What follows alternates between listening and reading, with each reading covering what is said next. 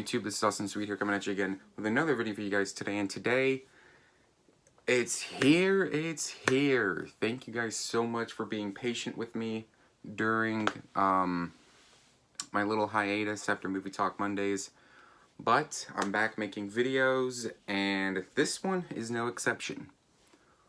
Welcome to the long-anticipated return of Wrestling Talk. That's right, guys. This is the Season 4 premiere of Wrestling Talk. We're in Season 4.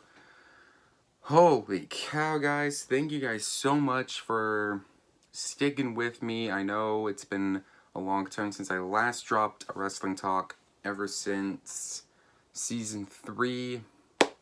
But we're back doing Wrestling Talk. This is the Season 4 premiere. I thought on today's premiere, I wanted to talk a little bit about WrestleMania 37, considering that took place over the weekend. And that's why I didn't do any Wrestling Talk, because we were on the road to WrestleMania, we were right around the corner of WrestleMania. WrestleMania was great, actually. First night, great matches. Second night, not so much. We'll dive into that. But this marks 1 month, 1 year, 1 month, 1 day since the pandemic hit and there was no live fans allowed at a wrestling event. But WrestleMania did deliver. Night 1 mainly delivered. Kicking off with Drew McIntyre and Bobby Lashley. Great match between those two. I really loved the match. Even towards the ending, McIntyre passes out to the Hurt Lock. And then the one disappointing match of the night, the women's tag team turmoil match where Natalya and Tamina win. I know Natalya and Tamina have been on a hot streak as of late, but really wasn't necessary for them to win. Then Cesaro and Seth Rollins, in my opinion, the match of the night for night 1. Absolutely stole the show. Cesaro's first singles match in WWE history at WrestleMania. Absolutely tore the house down with Seth Rollins. Might not be the end of that rivalry yet. I don't know. We'll see. And if I'm missing any matches, let me know in the comments. Then we get to Sasha Banks and Bianca Belair for the Smackdown Women's Championship. Another great match of the night. Belair walks away with the Smackdown Women's Championship. I figured she was going to, because considering the journey that she had to get to where she is today was absolutely outstanding. So night 1, in my opinion, gets a 9 out of 10. Now we dive into night 2 of WrestleMania. And in my opinion, the Fiend versus Randy Orton to start the show, I really did not understand it, considering Alexa Bliss cost the Fiend the match. And then on Raw Monday night, she explained that she doesn't need the Fiend anymore. So, I mean, I don't know. I don't know where this is going with the Fiend and Alexa Bliss. I don't know where it's going to be heading. So yeah, not a good opener. The Women's Tag Team Championship match came on. Now this, night 2, this was 1 of 5 title matches. The Women's Tag Team match was okay, in my opinion. Could have been saved for the pre-show. Would have been better if it was on the pre-show, because Baszler and Jax win. So far, not a good start, but then we get to Kevin Owens and Sami Zayn, 2 best friends turned bitter rivals. And oh my goodness, I am not lying when I say this. This was a great match. Good way to put WrestleMania Night 2 back on track. Great match between the two. I loved how Logan Paul was just sitting at ringside. Then in the end, he gets stunned. So, that was awesome. Then we get to the second of 5 title matches. The Intercontinental Championship Nigerian drum fight between Big E and Apollo Crews.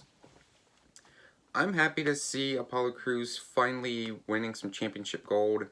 But it being called a Nigerian drum fight? No. You should have just called it a regular street fight. Because Dabba-Kato, if you guys remember Dabba-Kato, Babatunde, the Raw Underground fighter before Raw Underground got canceled, he comes in and helps Apollo Crews win the championship. I don't understand that at all. So overall, the match was okay. Then we get to the third of 5 title defenses. Riddle versus Sheamus. Absolutely tore the house down. Great match between the two. I love the ending where Riddle was going for a springboard moonsault. Sheamus counters that into a bro kick. And Sheamus won the championship. Now, the original plan was for Keith Lee to be the United States champion, but he got sidelined. And Riddle was not meant to be champion, believe it or not. He was not meant to be the United States champion. So, it's kind of cool to finally see the United States Championship in the hands of someone that could probably take care of it.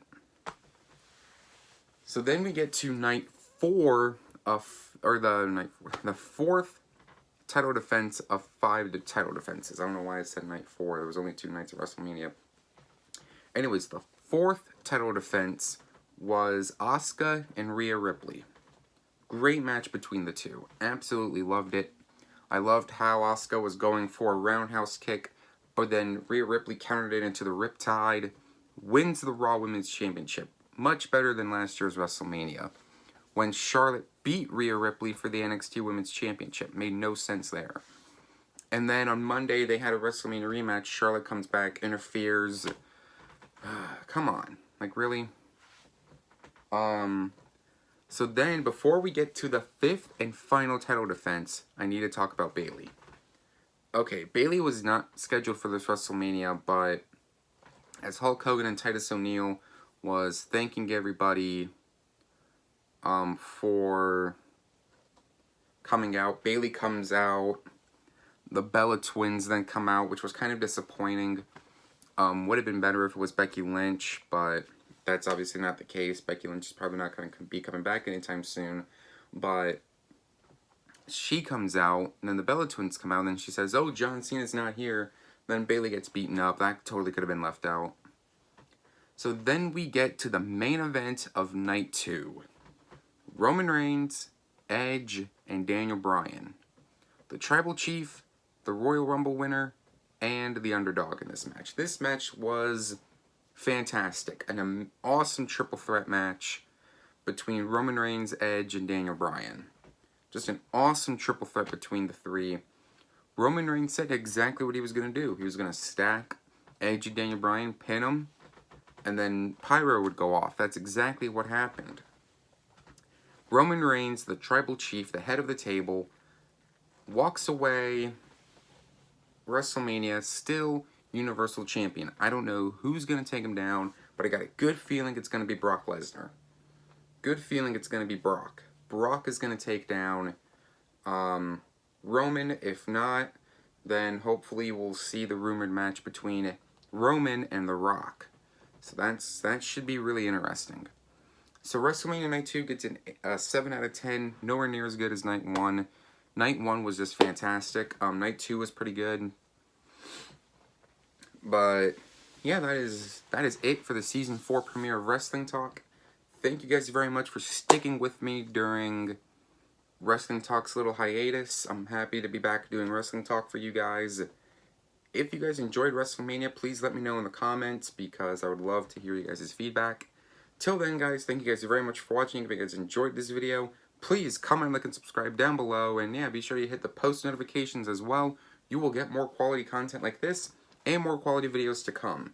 I will go ahead and say that next Wednesday, we will be talking about the Raw after WrestleMania and how it was one of the worst Raws after WrestleMania. Thank you guys very much for watching, and I'll see you guys next video.